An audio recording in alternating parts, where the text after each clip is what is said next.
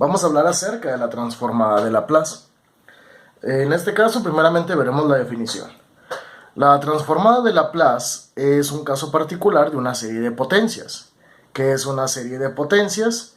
Pues es una sumatoria de términos infinitos de expresiones con esta forma.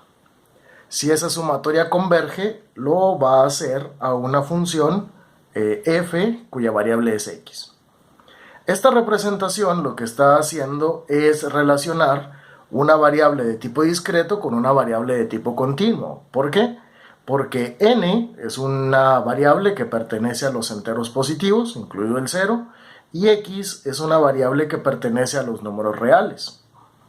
Lo que queremos hacer ahora es convertir esta expresión a una relación que sea de continuo a continuo. ¿Por qué digo que es discreto esto? Porque como n es un número entero positivo, entre dos números enteros positivos consecutivos, por ejemplo 1 y 2, no existe ningún otro número entero, mientras que con los reales es continuo porque, digamos, entre .57 y .73 hay una infinidad de números. Vamos a llevar esta expresión a su equivalente continuo-continuo. Para empezar, si nosotros tenemos una sumatoria que va desde 0 hasta infinito, sabemos que se puede convertir o tiene una equivalencia en una integral que sería de 0 a infinito. En este caso, si n es una variable discreta, ahora vamos a decir que la variable sea t, y con esas dos asignaciones, pues la expresión anterior quedaría como la integral de 0 hasta infinito. ¿Qué pasa con an? El coeficiente an en realidad es un término que va a depender de la variable n. O sea, lo puedo expresar en su notación funcional. Si ahora la variable ya no es n, sino la variable va a ser t, pues esto va a quedar como una función que va a ser en términos de t. A esa función voy a llamarle función f. Entonces, f de t es la equivalencia al coeficiente o al valor que toman los coeficientes. Pues ahora sería f de t, y en lugar de x a la n tendríamos x a la t. Y la integración pues ahora se va a hacer respecto a t. Si toda esta integral converge, vean que en este caso t es una variable muda, pues no va a aparecer en el resultado. Aparecerá 0, t se reemplaza por 0, se reemplaza por infinito, y todo esto converge a una función en x. Ok, vamos a quedarnos con esa expresión. ¿Qué sucede con x en esta integral? Que es considerada prácticamente como constante.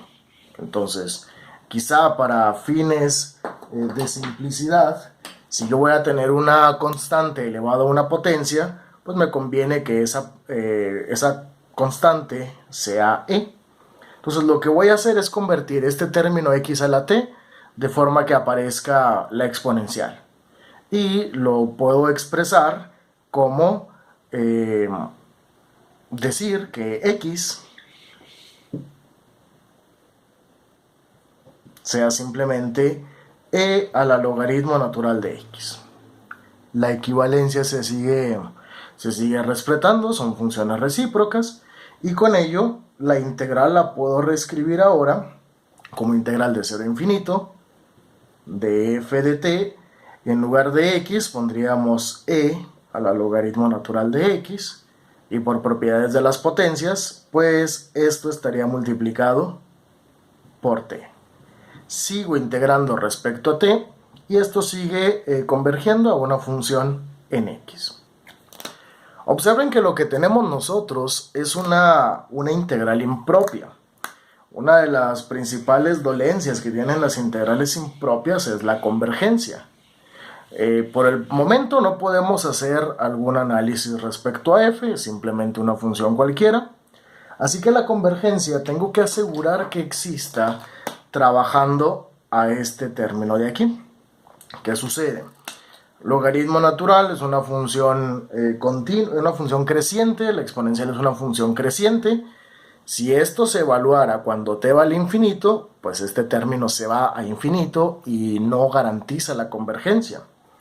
La única forma en la que tengo de garantizar la convergencia es que si aparece una exponencial, sea una exponencial decreciente. Las exponenciales decrecientes tienen la característica de ser asíntotas con el eje horizontal, con y igual a 0, cuando x o cuando su variable tiende a infinito. Entonces, ¿cómo puedo asegurar que esto se convierta en algo con esta forma? E a la menos u o e a la menos algo, una exponencial decreciente. Pues bien, voy a ver qué sucede. T no lo puedo cambiar, ya sabemos que t tiene que ir de 0 a infinito, es una variable real. Entonces voy a concentrarme en lo que es logaritmo natural de x. Logaritmo natural de x es una función que tiene esta forma. Su cruce por el eje de las x sucede en x igual a 1. Entonces, si nosotros limitamos los valores de x a el intervalo de 0 a 1, pues digo que x no se puede mover de 0 a 1, vean que el logaritmo natural de x siempre va a ser una cantidad negativa. Y esa cantidad, ¿cuánto vale? No sabemos. Vamos a ponerle el valor de s. Y el signo menos es únicamente para denotar que mientras x esté en este intervalo, para garantizar la convergencia de la integral, este valor, o todo esto, siempre va a ser negativo. De tal manera que ahora ya puedo reescribir la integral anterior. Ahora tendríamos integral de 0 a infinito. ¿De quién? Pues sería de la función f de t. Y en lugar de poner todo eso, puedo poner e. ¿Qué pasa con logaritmo natural de x? Sabemos que va a valer menos s por la restricción que hicimos, por t diferencial de t. Y como t sigue siendo una variable muda, no aparece en el resultado, todo esto, si converge, será ahora una función ¿de quién? Una función de s. Y a esto, así a grandes rasgos, es lo que llamamos la transformada de Laplace.